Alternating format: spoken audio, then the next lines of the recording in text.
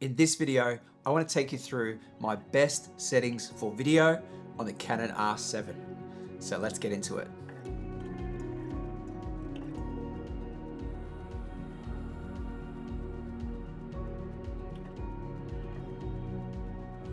So first things first is I want to put the camera into manual mode. I wouldn't have it set in AV or TV or anything like that because I don't want anything to change. I want everything to be able to be set how I set it and stay as I set it. And then if I want and need things changed, then I come in and I can do that. So the first setting I want to tweak here is I want to go to the yellow menu here, and I'm going to go to this video system. And I actually used to shoot NTSC, but now I shoot exclusively in PAL. Depending on where you live, you want to have this set for your location. Second thing then is coming across now to the actual video movie recording settings, and I want to shoot in 4K fine. This is going to be a 7K full sensor downsample to 4K, and that's going to give us the best quality footage that we could get out of the camera. So any other time I'm sort of shooting 50 frames for slow-mo to slow it down later in post, then I'll use 4K 50. And everything on this camera I shoot in IPB because there's no reason for me to shoot IPB light.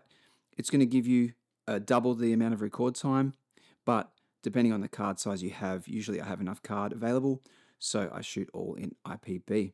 So let's go to 4K fine and IPB. We're going to click OK to set the movie record size. And I'll show you now as well. Here, when I've got 25 frames per second footage, I will actually change my shutter to 50. And that's basically a 180-degree shutter. So double the frame rate. And then high frame rate is going to be used whenever we want to shoot in 100 frames per second. Now, what that does in the R7, which is a bit of a limitation of the camera, is it goes down to 1920 by 1080. So we only get full HD and not 4K in this 100 frames a second. So it's usable and it looks good. The quality is fine, but I don't necessarily use 100 frames per second on this camera. I have a Canon R5 where I shoot 100 frames per second on. So we're going to choose disable for that. Sound recording is always going to be manual, and I always set that level for where it works for my different situations of shooting. So I generally always set it to the right level. The wind filter is usually disabled so that it doesn't introduce anything into the audio, because I want the raw audio to be able to be captured. The audio noise reduction as well is usually disabled because I want the clean raw audio in, and I can noise reduce later. Now, if you wanted to noise reduce straight away, you could enable this, and what it will do is it will create what's called a high pass filter. So it's going to filter out all the low rumble and low frequency noises, but it doesn't do a good job of when that noise changes. So it's good to leave it disabled and let your video editor do the noise reduction for you. All right, moving along to ISO settings. So in this situation, I'm going to set it to 800 because that's native to Canon Log. And anything above 3200 is going to be noisy. So I want to set the range here. So I'm going to go to this here and set that to 32. Now, I generally wouldn't shoot in 32 because this camera is not dual native ISO. It's only 800 ISO in the settings that I use. So next up, we're going to go down to white balance. Going to use auto most of the time, unless I know the lighting setup and I know my Kelvin values for the lighting setup, and it's not a mixed lighting scenario. But generally speaking, the newer cameras, the auto white balance is really good. And I guess if you're doing a long form interview where you're recording multiple clips, you might want to set this to a Kelvin value so that any light changes over time don't change the footage. But I haven't found it to be a problem in my editing. So auto is what I go with.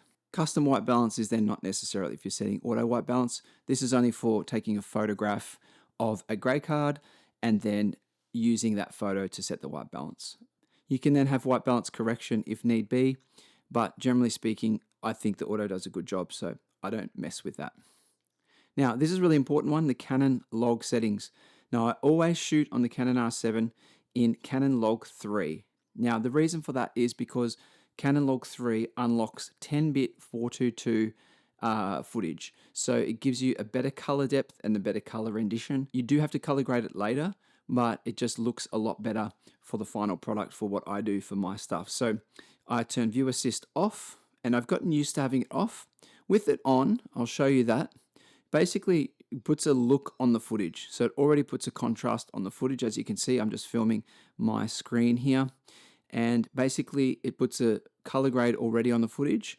But I've gotten used to shooting with it off. And the reason is because I like to look at the footage in its raw format, how it's captured into the camera. So I know where my exposure is, and I can sort of tell if things are clipping better in this raw format, so the raw look of the footage without color grade on it. So that's how I have that set. And then characteristics all 0. Sometimes it's good to add a sharpness here, because adding sharpness in your NLE later can sometimes slow down your computer. Now, I have a fast enough computer, so I set this to 0. But if your computer lags in editing, sharpening something that really creates that lag on a computer system. So what you want to do is you want to set this to between 2 and 3 is a good setting, I think. It doesn't look over sharpened. Anything up here is going to be over sharpened. Anything down here is going to look pretty good. So yeah, set it to there if you want to not worry about sharpening in your NLE and have your computer run quickly. But I keep that at 0. Saturation 0 and hue at 0, because I can change those later when I'm editing the footage. Color space is always going to be cinema gamut for me. I've gone through the BT709 and BT2020, and I think cinema gamut works best. Sometimes as well, I want to pair my R7 with my Canon R5 or other cameras shot with C-Log. So if I set them all to cinema gamut, then it just gives me the right setting across all my different camera systems. Now moving on to the image stabilization mode, I always turn digital IS off unless I'm doing something really that needs heavy stabilization, but I don't really like the look of heavy stabilization. I'd rather have handheld. So that's always off for me. And auto level is disabled as well, because that will make it kind of weird when you're shooting handheld. It will make it kind of level itself. And yeah, just for me, it feels weird when I'm shooting handheld. Shutter button function for movies. This is one that I use because I basically go full press. I don't allow it to record on full press. I utilize the normal record button on the top of the camera here. And yeah, the reason for that is because I want to use my half press shutter for meter and one shot. And I find that when I use that for AF, oftentimes it'll also start recording, which I don't want it to do. I want to be able to push the shutter button in and then have it focus and show me where I am, show me my exposure, and not start recording accidentally. So that's why I set that like that. Zebra settings I have on, basically I have them set to 70% plus or minus 5%, and then I have a second zebra at 100%. So anytime I'm clipping over 100%, it's going to show me my zebras and it's going to alert me to that. So sometimes I don't use them if I know the lighting setup and I've basically had everything working correctly in the lighting scenario and everything looks good and I know the exposure is good, then I won't need them. But certainly in a situation where there's sun outside or there's some kind of light coming through a window or some exposure on the skin that's a little bit heavier and higher than on the other side, or any changing light conditions, I always have it on so I can see what things are going on. Okay, autofocus is a really crucial one because this kind of is a little bit tricky to get exactly right, I've found, on the R7 compared to other mirrorless Canon cameras. So you want the movie servo AF to be enabled, and the area select, I use either 1.AF or a spot AF. Subject tracking I always want to have on usually, depending on what I'm filming, but I generally usually have it on so that in any interview or any quick run and gun, I can just turn the lens AF switch on and I can grab focus really quickly and then just flick it off and be back to manual focus.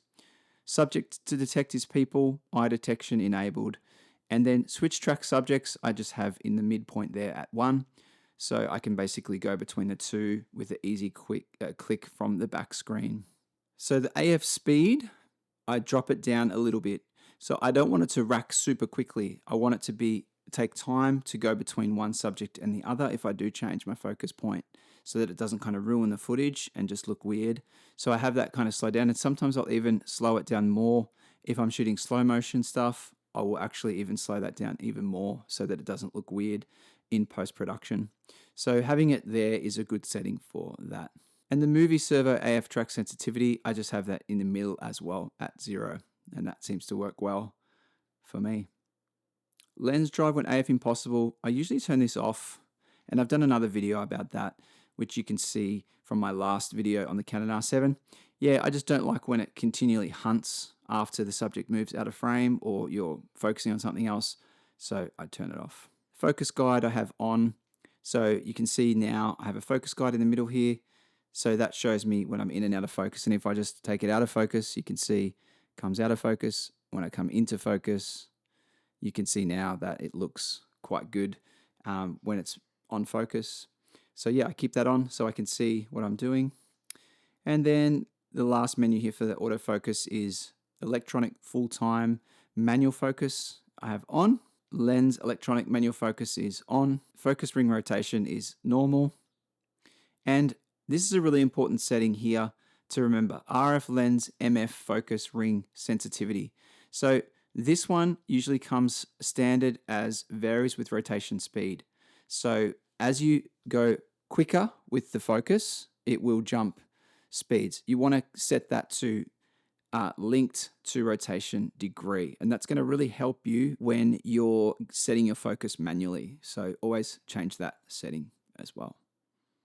All right, we're just going to skip through this menu, and we're going to go to this menu now. So record function plus card, select usually enabled if I have 2 cards, one in each slot, or if I don't have 2 cards in, I just disable. Basically, that's going to separate your photos onto one card and your videos onto another card. So videos would generally be recorded onto card 2 and photos onto card 1. Next one across, file numbering, I do continuous.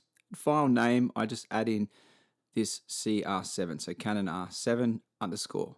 So I have another camera, the R5, and that will be CR5. So just know what comes from what camera. Custom shooting modes, I do set my C1, C2, and C3 to different values, and I have other videos on that.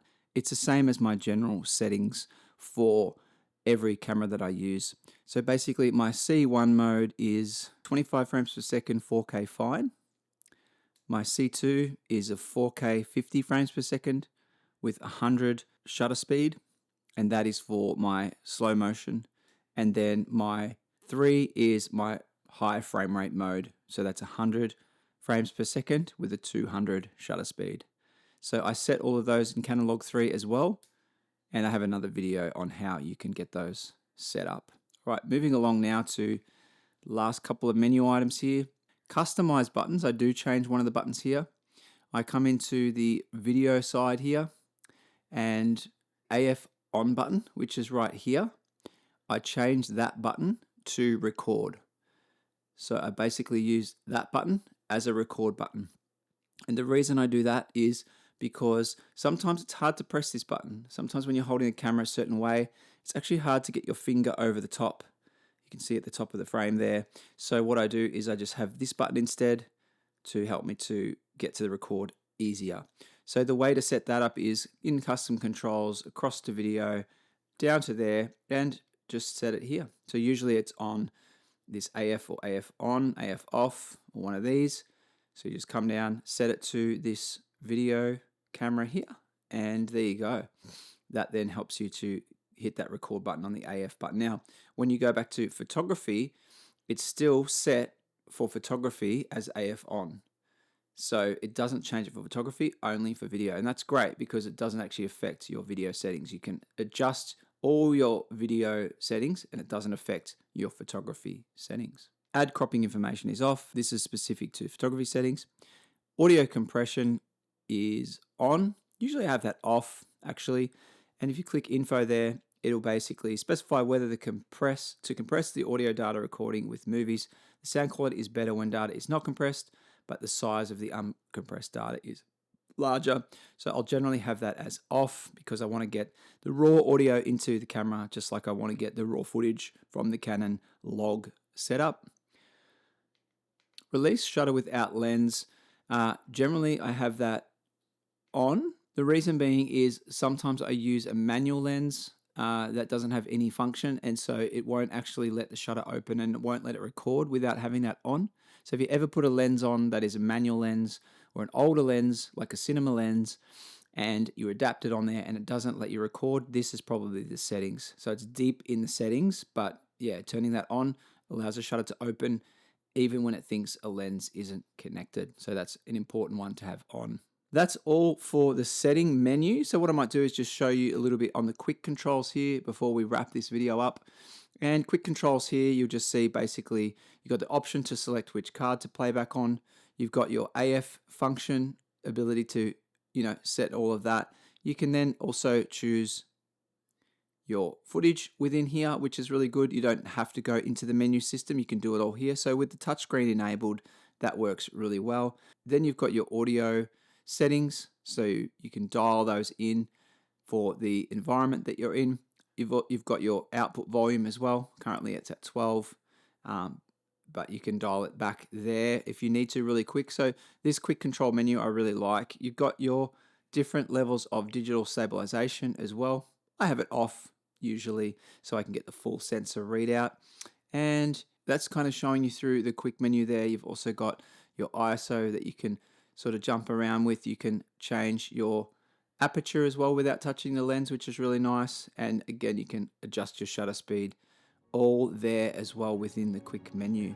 So there you have it, everyone. That's how I get the best possible video out of the Canon R7, and the results really speak for themselves. If you did like this video, make sure you hit the like button below and subscribe for more videos, and we'll see you in the next one. Bye for now.